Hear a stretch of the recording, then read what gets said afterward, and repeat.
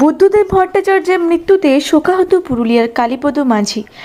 আজ সকাল সকাল রাজ্যবাসীর সাথে সাথে যখন এই দুঃসংবাদ পৌঁছায় পুরুলিয়ার প্রত্যন্ত গায়েকাটা গ্রামের কালীপদ মাঝির কাছে, তখন এই দুঃসংবাদে ভেঙে পড়েন ষাটোর্ধ্ব কালীপদ।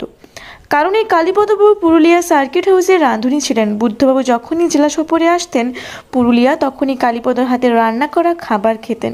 কালীপদ সাংবাদিকদের মুখোমুখি হয়ে জানান, বুদ্ধবাবুর প্রিয় খাবার ছিল কুমড়ো ফুলের বড়া ও মরলা মাছ। তাই যখনই ওনার আসার খবর পেতাম আমি এগুলো রান্না করে রাখতাম। উনি আমাকে কালী বলে ডাকতেন, খুব ভালোবাসতেন। আজ উনি চলে যাওয়াতে আমি শোকাহত। তার আত্মার চিরশান্তি কামনা করি। সান্নিধ্যে এসেছিলেন? হ্যাঁ, 4বার পাইছি, 4-5বার পেয়েছি ওনাকে আমি। তিনি কি রকম মানের মানুষ ছিলেন? দেবপ্রসাদ জানা থাকাকালে হ্যাঁ উনি আসছেন। ওনার ব্যবহারটা খুব ভালো। আমাদেরকে নিজের মতন মনে করতো সবকে, যত আসতো আজ পর্যন্ত জীবনও আমি করিনি। এটাই আমার খুব কষ্ট লাগলেও, মনের ভিতরে দুঃখ লাগলেও, আজ উনি হলেও হ্যাঁ ওটাই আমার খুব খারাপ লাগলো।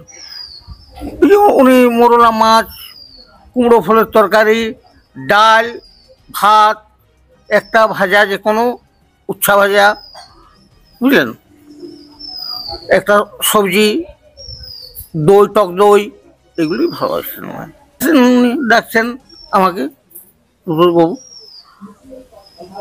বের করো লিকার চা, লিকার কফি, জুস, বেলের শরবত, এগুলো করে দিচ্ছ। কালীপদ মাঝি, সার্কিট হাউস, কেয়ারটেকার কাম কুক।